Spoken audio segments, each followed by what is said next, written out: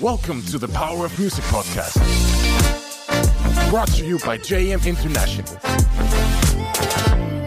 Get ready to explore conversations with those making a difference through music. Hello and welcome to the Power of Music podcast, brought to you by JMI, Jeunesse Musicales International, the global network of NGOs that empowers young people through music across all boundaries. In this episode, we're joined by Tiffany Jade Holland, a singer, songwriter, producer, creative mentor, and community builder whose journey into music is anything but conventional. With a background in fashion, marketing, and event production, Tiffany has become a powerful force for holistic and culturally progressive projects that uplift and empower young creatives. She's a key contributor to platforms like Circle of Light and Sugar Stealers, and an emerging artist winning multiple awards. We talk about Tiffany's inspiring path into music, how she grew up without formal music making, but found her voice later in life, and how she continues to rediscover her purpose through creativity. She shares hard-won lessons about knowing when you're in the wrong environment with the wrong people, the importance of taking action, and the central role mental health and emotional well-being play in both artistic development and daily life. At the heart of it all is the healing and transformative power of music. As always, if you enjoy our content, don't forget to subscribe, like, and rate the podcast. We hope you enjoy the episode. Thank you so much for joining us today. First, can you share a little about your journey into music? When I was growing up, I didn't have much access to music. I don't come from a music background whatsoever. And I would say my upbringing was quite challenging. There was a lot of family trouble and a lot of mental health issues within my family as well. And so I've had quite a lot to contend with as a young person. And I've kind of carried all of that throughout my entire life. And it, twists and turns as it does and turns into something quite difficult when you're an adult. And when I got to my late teens, early 20s, I kind of had a moment where I was like, when you wake up and you look around and you're like, what am I doing? And you're in the wrong room with the wrong people, and everything that made sense before didn't make sense all of a sudden. And so I kind of made a commitment to myself that day that I was going to try and figure out why I was feeling that way about my current situation. And I sat down with myself and I was like, what is it that is making me so unhappy and so distant from everything? And I realized that I wasn't being myself. I wasn't giving myself space to explore what I was actually passionate about, and things that my heart was actually calling for. And I was very shy. I was a bit mute as a kid, and I was known as just the person who would go along with whatever, didn't really have an input. And I was happy to sit in the background in that sense for a while. But then I was like, no, I need to kind of take control a little bit and kind of direct this ship. So I made a list of all the things that I thought I might be interested in. And I was like, right, this year I am going to make sure I check off this entire thing. And I quit my job. Luckily, I'd worked incredibly hard the year before to be able to take some time for myself. And I quit my job and I just sat down. I was like, universe, anyone, please just give me an opportunity to tick some of these things off and see what is actually inside of me. And I think I was scrolling through Facebook, as you do. Not so much anymore, but back then. And I came across this opportunity to join a music project. And when I first saw it, I was like, I can't do that. Because they were inviting young people to come and do a music camp. So it was I think at the time it was 3 weeks to make an album, with 30 other people on in a just huge collaboration. And I had no music experience whatsoever. And I was like, why not? I asked for it, like, and it's in front of my face if it's ever been. Like, I just need to go and check it out. And so in the application form, I signed up and I was like, I'm just going to come and maybe do the photography. And I'll sit in the background. And I showed up, I got accepted, I showed up and I was like, hey, and then they were like, right, you're going to sing. And I was like, I wasn't ready, but I don't think I ever could have been ready for that opportunity. I think it was just something that I had to throw myself in order for it to happen at all. And so I did.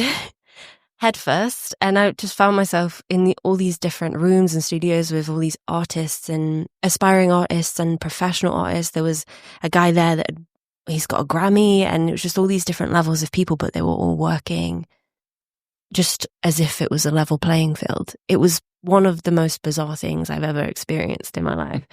And I was there, initially I was like writing a rap, and then I was like singing on a song, and then I was like doing all these things that like me a year before that, even a month before that, was like, absolutely not. That's just not even in my capacity whatsoever.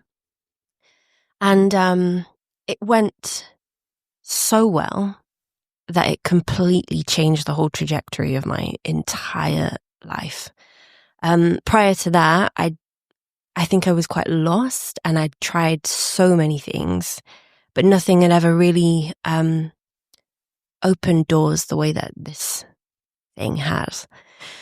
And so, yeah, I loved it so much that I was like, I've got nothing to lose. I'm just going to keep seeing where this goes. And at the time, the pandemic was just arriving, and I kind of had nothing to lose and everything to gain. And so I spoke to the organization and I was like, listen, just let me stick around and do some stuff even after the project had finished. And off the back of the project, I also met a bunch of other artists around the city and around like the UK, as you do. And I just ended up in some ridiculous places after that. Like with music specifically, I was writing and singing music for all different kinds of genres. And then my music started getting played on like national radio across the UK. And I was like, sorry, what is going on? Like, and this was all in the space of a year. And then we started touring with some of the old school like garage legends from the UK. And I've won 2 awards off the back of the music that we've put out. The whole thing was incredibly surreal. But the entire time I was just kind of like, me? Are you sure? Like, actually? Because I've never really, in fact, I managed, in between all of that, I saved like some money to take some vocal lessons. It was like a couple here and there. But other than that, I'm like such an imposter on the scene. It's a joke. And yeah, so music wise, it was just like, I couldn't even describe to you what I was feeling during that period. It was insane and incredibly grateful, actually, to have got to experience the music industry and had my start in such a humble and beautiful way. I know a lot of people who've come through the industry and they've had to really like scrimp and scrape and like drag themselves and bang down doors and everything. And I think I just found the right people at the right time, and they facilitated every bit of growth for me in that sense, and I'm incredibly grateful for it. I really am. And how did they choose singing? Was that just the idea of like, yeah, you don't play any instruments, so let's start there? Or did you actually have to send in a tape of you singing? No, nothing. They had no idea. In fact, in the application, I mentioned nothing about singing whatsoever. I think it was like a icebreaker exercise, just to kind of get everyone. It's kind of the most accessible instrument, I suppose, and it's just to get everyone working on something and building relationships. And just kind of flew with it by accident. I was like, what are these wings? Like, what? So yeah, that was the music side of it on a personal level. And then a whole bunch of other stuff happened. So, alongside the music, I loved the organization and what it was about because of what it had given me. And they just kept throwing these opportunities in my direction. And I just kept saying yes, because I, again, had nothing to lose. And I was like, why the hell not? Like, who knows where it could end up? And so I started, and I'm backtracking a little bit because this was kind of at the beginning. I started doing their social media and helping out with the marketing side, because that's kind of what I dabbled in before and lost myself a little bit in. And it's kind of the only thing I thought I could contribute. So I started there. And then I think they began to trust me, and I kind of started to understand their mission a lot more. And so I started taking on the role of like a mentor, and then it became like, oh, we'll just manage this project for me. And then I started managing the project that raised me. And all of a sudden I've got all these like young people that are looking to me for like, so what do we do now? And I'm like, oh my God, I don't know. Like I'm literally just coming out of that myself. But it was, maybe I feel like I was the perfect person to do that because I was so fresh from it. I really understood their experience. And I did that for quite a few years alongside the music. And then they invited me to come on board as a director of the company. And since then, we've done so much cool stuff. We've been nominated for 2 awards as an organization. We've delivered the first, forgive me for trying to get this out of my mouth because it's quite a lot of words, the first youth-led, no, wrong, let me try that again. The first GCSE level music qualifications delivered by young people for young people. Beautiful. And we trained a bunch of young people to like deliver these qualifications. And we felt like because of my experience of working with young people so closely after finishing the album course, it was an experiment that we were trying to implement, where it was like, what if education as a whole could be like that? And it was incredibly successful, and it's the first time it's ever happened in the UK whatsoever. And we've also launched the first female-led music studio in our city. We've birthed so many cool artists and DJs from out of our community. We're on a tour at the moment. We're taking like all the young people, as another crazy idea that we come up with. We're taking them on a tour experience. So we're moving around the UK, going to different venues and organizations and giving them an opportunity to experience what that life is like as a professional touring artist. And yeah, so that's kind of how I landed here. There's a lot happened since then, that I can tell you about if you want to hear about it as well. Yes, please. But I think there are probably a few listeners who opened their internet browsers 8 minutes ago to start Googling this organization and sign up. And I don't think we have heard the name yet. What is the name of the organization? Sorry. No worries. So the organization is called Offshoots East Midlands CIC. It's kind of under a branch umbrella of Fishergate Point. We're based in a big venue in Nottingham, and it's so cool. There's like music studios, there's like music venues, all kinds of workshops and things like that going on.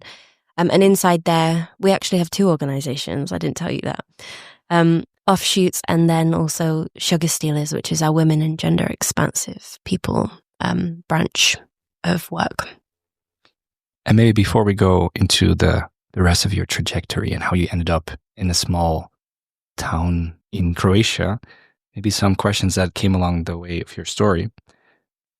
For people that maybe also have these sort of unpleasant feeling lingering in the background that they're not at the right place, Do you think for you, that realization that you were not at the right place with the right people, was that just a gradual process, or did something happen that sort of kickstart that, without having to go into that specific topic, of course, just so people maybe also know how they could get there if they're already feeling something in the background?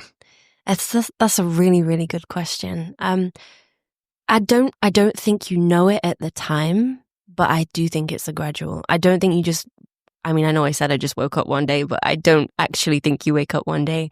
I think over a period of time, you shed different versions of yourself or different layers of yourself that no longer serve you. And then you get to a point where you've kind of just got this one piece left that's like, this doesn't fit with everything else anymore, and it kind of needs somewhere else to live. But it's quite an uncomfortable period of time, because for a while after that, whole life kind of doesn't make sense in the current situation that you're in. You have to just kind of wake up one day and decide to do something different in order for that feeling to dissipate. And if you don't mind me asking, and we can definitely skip this question, in the total beginning of your story, you mentioned that there was no family when you, no music in the family when you grew up. Is that just making music, or also listening to music? I would say it was mostly making music. I think I definitely had some musical influences. My mom was quite young when she had me, so I was kind of raised on all the trance music that was coming out of the UK at that time, which was incredible for sure. But making music specifically, or even like experiencing live music, was just kind of non-existent in the world that I was coming from, for many reasons, including like financially, culturally, all kinds of stuff like that, which is such a shame. But I'm so grateful for my journey and all of it. It's made me who I am, and every day I'm kind of becoming more and more proud of that, actually. Well, it also seems that the barrier of entry that you faced growing up in the family is something that you're trying to break down now, and helping other people getting that opportunities. For sure. You mentioned earlier that along the way you started to learn more and more about the mission of the organization. What is that mission, if you would summarize that? Yeah. So it's basically just to level the playing field. Everything that they do is, the woman that I work with who founded the organization, she has this term where she's like, just leave the ego at the door. Because the music industry as a whole is kind of full of that. Like, I've done this, so I'm really cool and I'm better than everyone else. But it just doesn't, it stands out so much in the environment that we've created, to the point where people feel weird coming in and being like, I'm this and I'm that. Everyone comes in and they like feel the space, and they just meet us on the level that we're at, which is very accepting, very open, and just very welcoming for any suggestions or exploration that your heart feels compelled to explore. Beautiful. Let's continue the journey. Okay. So we're arriving in the last couple years, and I have a confession to make. So I'm going to call it the dark night of the soul, because I had another point where I was like, something isn't clicking anymore. I'd had the opportunity to go on this massive adventure, explore all these different versions of myself in the music industry, in the cultural sector. And because my journey was so collaborative, and I said yes to everything that was kind of put in front of me, I learned so much, I gained so much, but I think I also, now I'm realizing that I perhaps wasn't focused enough to the point where I was creating a life that truly serves who I think I am, like in the deepest parts of me. And so another episode of me waking up and realizing I'm in the wrong room. I started when I was performing music. I started to kind of just look around and think, like, you know, I don't know if you know much about the UK music scene, but it can be quite like, it can be a lot sometimes, and there's a lot of like drinking, and it's just a culture of like escapism, I found. And although the music is incredible, part of me was like, I kind of want to feel or give a bit more than that through the skills that I have. And where I was going in music at that time wasn't giving me that. The garage scene is so cool, so high energy, so full of love, but it wasn't giving me the depth that I think I was searching for, or that I didn't know I was searching for at the time. So I kind of decided to take 100 steps back. And I kind of put down all the projects and the things that I was kind of working on at the time, or I finished some things off, and then I just kind of reined everything in, because I wanted some time to figure out, okay, if music is going to be my tool, what do I actually want it to say? Like, what is the point of all of that? Where is it going? And in order to arrive at the conclusion, it wasn't, just make more music. It was, girl, you've got to work on yourself, go within. And so I had to spend a lot of time in therapy, I've had a lot of coaching. I do a lot of journaling. I've done a lot of research and meditation and lots of introspection. That's allowed me to look at my journey from the beginning and understand which parts I'm in control of and I'm being purposeful with, and which parts are just kind of subconsciously low-key controlling everything in my life that I'm not really aware of. And once I'd kind of grasped, I'm breezing over it like it was the easiest thing in the world. I'm telling you, I had the hardest time ever. And luckily, it took a few tries, but I found some really cool, fantastic coaches that have been very honest with me. They've kept me in check for sure. And they've definitely made me cry so many times. But yes, they've kind of equipped me with so many new perspectives of myself and of other people that have completely changed what music means to me now. And so on a personal level, music has become something where I want to offer people an opportunity to develop and explore themselves in the way that I've been able to, but from more of an inner perspective. And I've started doing that. I launched a project last year, which was exploring the science of frequencies, and more specifically around like people where I'm coming from. So people from like lower socioeconomic backgrounds, who whether in those spaces there's kind of a lot of taboo around like mental health, and they're the people least likely to access therapy for so many reasons.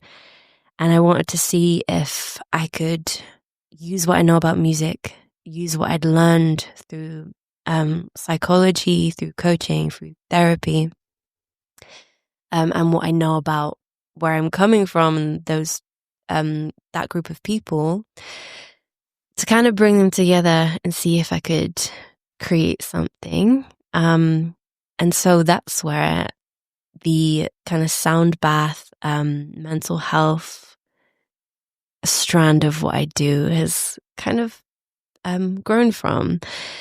And it has been so beautiful and so successful so far. And I think it's just the beginning for sure.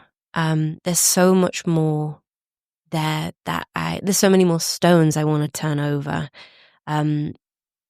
I'd love to, and I'm working on actually at the moment, like a project which is something I can release the traditional way in terms of music that combines all of that. But I also want to keep doing what I'm calling the groundwork, which is actually creating those spaces for people to come and have those conversations and feel those feelings in ways that just don't exist outside of those spaces that are specifically carved for that. So that's how I know JMI, actually, because there's an organization in the UK linked me to JMI and suggested I go along and do some wellbeing workshops. And I did, and it was fantastic. And I've just been coming back and back and back. And I'm a bit obsessed with the culture and the community here. It's incredibly inspiring, and it aligns so beautifully with everything that I'm arriving to these days. And so, yeah, I'm in Croatia, and we're still on that journey, and I'm excited to see where it goes. I think there's something poetic about the fact that the first time that we met was actually when you were doing a sound bath for the Imagine participants. I think right after I personally gave a workshop on how to find your why. And it sounds like you definitely found your why.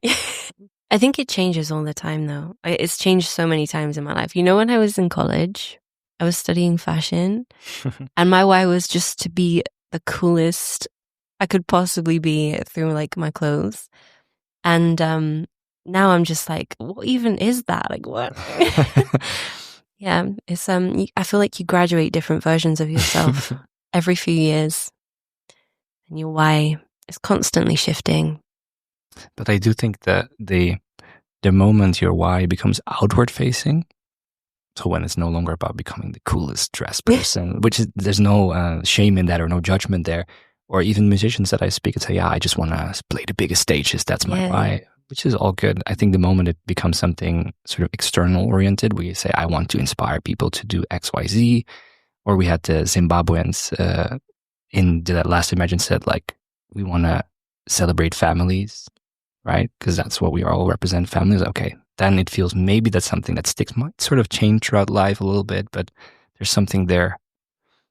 Something else, do you think, and maybe it's a difficult question, that it was more difficult that second time where you felt like, I might not be in the right place because you were sort of living something that felt like a dream or people could dream? I can imagine that it's that realization the first time where you're just looking at like, yeah, this is just not where I want to be. Yeah.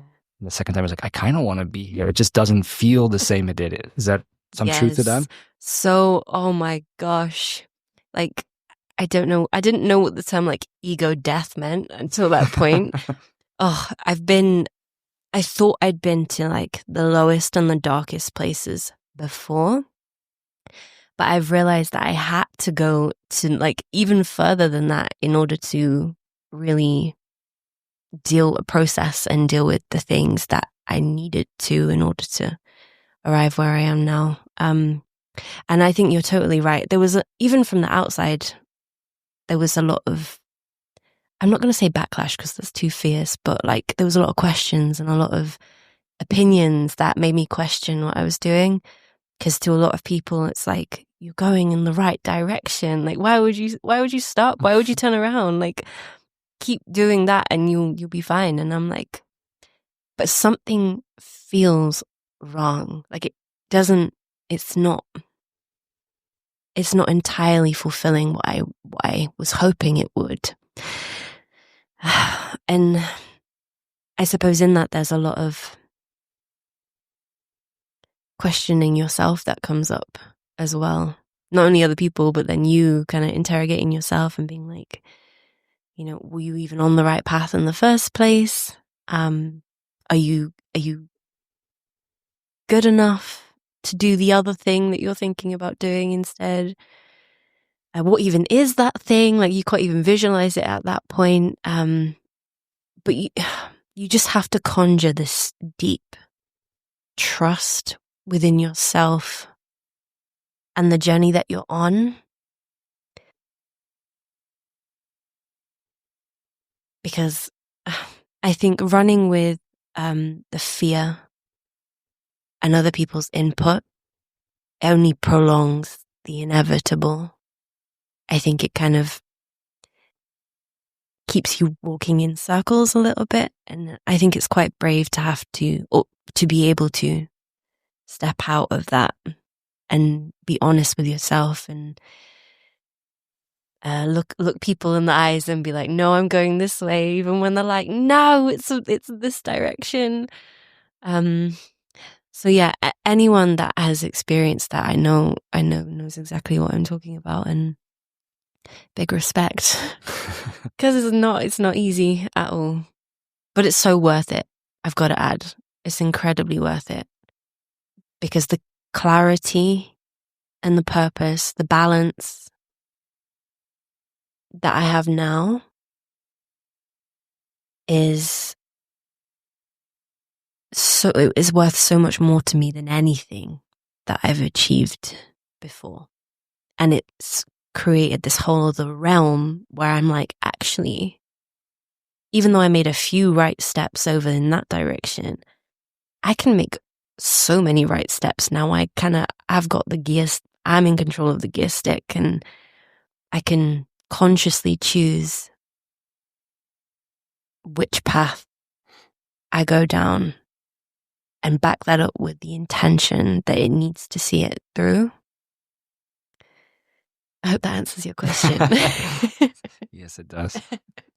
And I think also for the people listening outside, at home or wherever they're listening from, it's also, this is a difficult process. And I think some people are very sensitive to it, and they sense when something feels off, and then they might change their pathway. And some people have to really fall really hard. And then, that does it for them. Just feel your own path as well. I really like this Rumi quote that says, you have to break your heart as many times until it actually cracks open. And some people need a lot of little cracks before it breaks open. And some people have a very thin, they need one big fall and then it opens. How has this experience and this sort of well-being and mental health journey also changed or inspired the way you run the organization, if at all? Absolutely. I think this shift, the organization is built on supporting mental health, for sure. It's rooted in pretty much everything, but I think with me kind of having a bit more input in the content of what we deliver, we've added so much more support for young people, guidance for young people in terms of not just mental health, but like their own kind of personal experience of the world and whatever is needed in order to accommodate their growth in that sense. And it's different for every single person. I think a huge part of that is just making space for them to grow, first off. But we've factored in so many other things, from like one-to-one sessions where they can sit down and talk with someone about their mental health or the direction that they want to go in life, or like the challenges that they're facing. We consult with them on so many levels now, where it's like, what do you need and how can we best help you on your journey get from A to B, and specifically accommodating and making room, even if it's just one person, making room for that trajectory to take place in whatever form it needs to. And I always gift them with sound baths and wellbeing workshops as well. They don't know how lucky they are yet. But yeah, it's a very, very wholesome place to be, for sure. For the people that are listening that organize events or communities or run sort of meetups, if you could give them one or maybe two actionable small steps that they should take to improve that openness, that create that space, what would you say? Besides, which is my advice, first work on yourself. Yeah, no, that's exactly where I was going to start too. Yeah. I think it does start with the culture that you are creating as an organization. Since the day that I walked into that door, it's been like everyone has something important to offer. Everyone has something important to contribute and say, and everyone has the space to do that, regardless of where you're coming from. I was like I said before, I was literally sat in a circle with like someone who'd won a Grammy and someone who's like presenting on national radio, and they're just like sat there listening to me and learning from me as I'm listening and learning from them. And there's such a culture of like the mentors are also the students in the same way that the students are the mentors.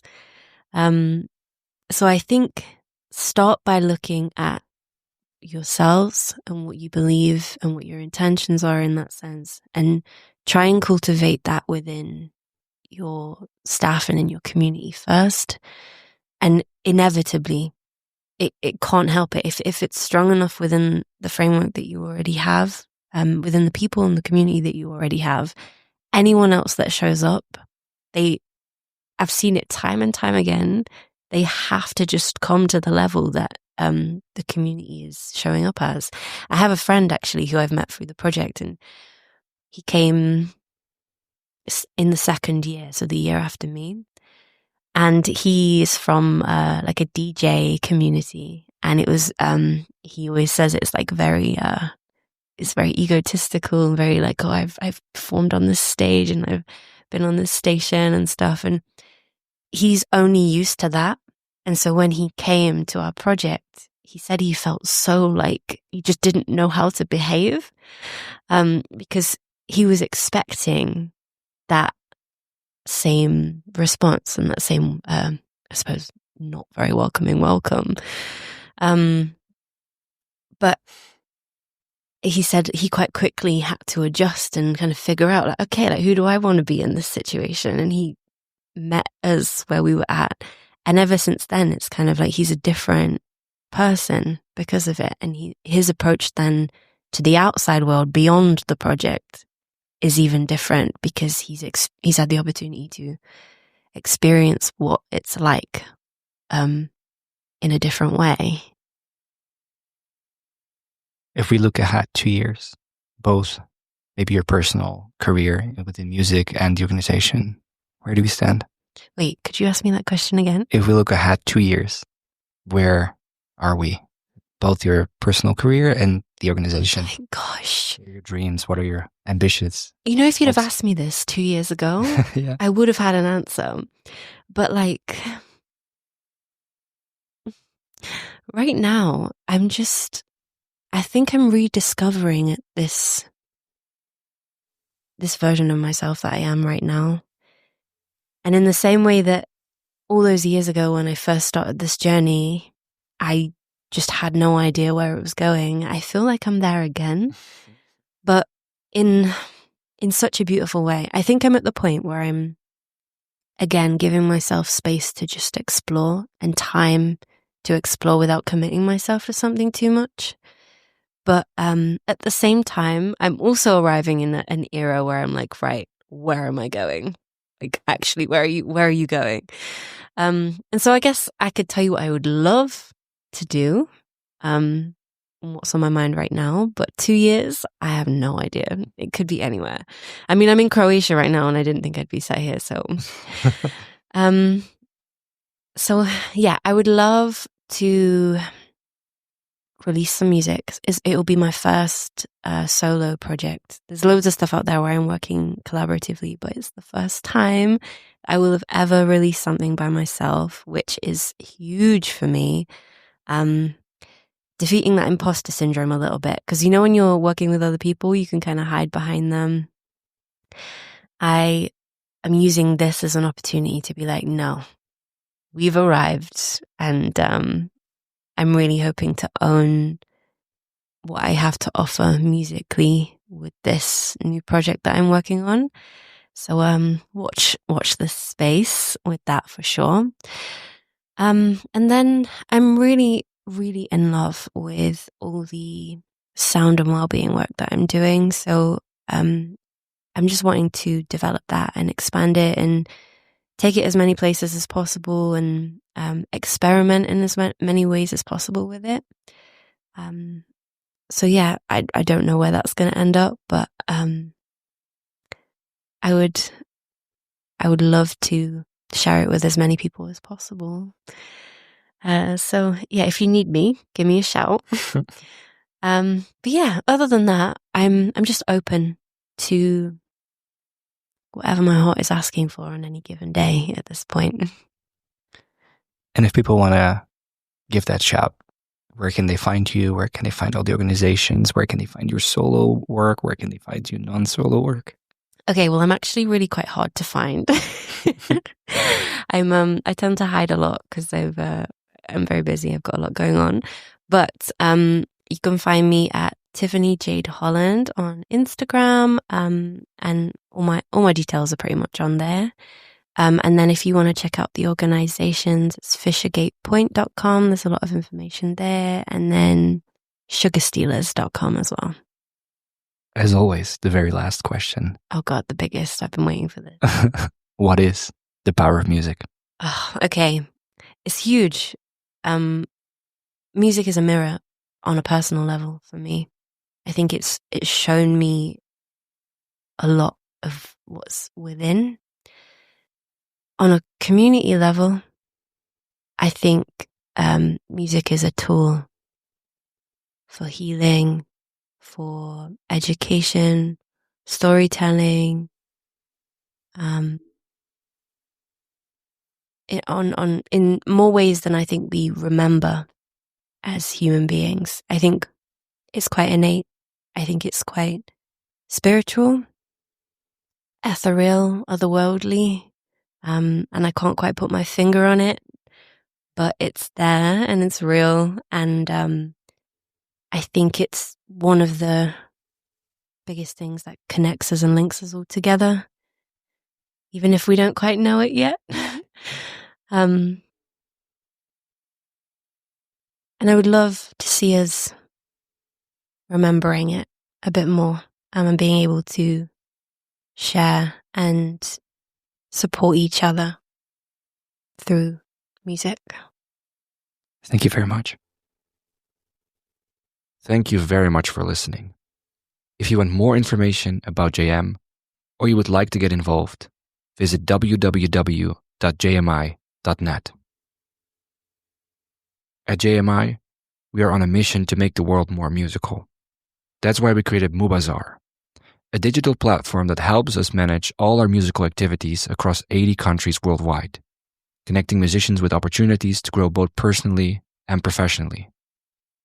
If you are a music professional looking for a better way to manage and promote your music activities, check out Mubazar. Created for music organizers, by music organizers, Mubazar allows you to run music competitions, workshops, camps, auditions, masterclasses, awards, events, and much more. Mubazar offers custom application forms, payments for your activities, jury tools, translations, analytics, and more. Mubazar is fast becoming the best place for musicians to find and apply for music opportunities online, and you can sign up today for a free organizer account by going to www.mubazar.com, registering, and then requesting to upgrade to an organizer on the right-hand menu. For more info, don't hesitate to get in touch via support@mubazar.com. It would mean a lot to us if you could give us 1 minute of your time and rate and review the podcast. In case you have any suggestions or would like to be one of our next guests, feel free to reach out to us through the JMI socials.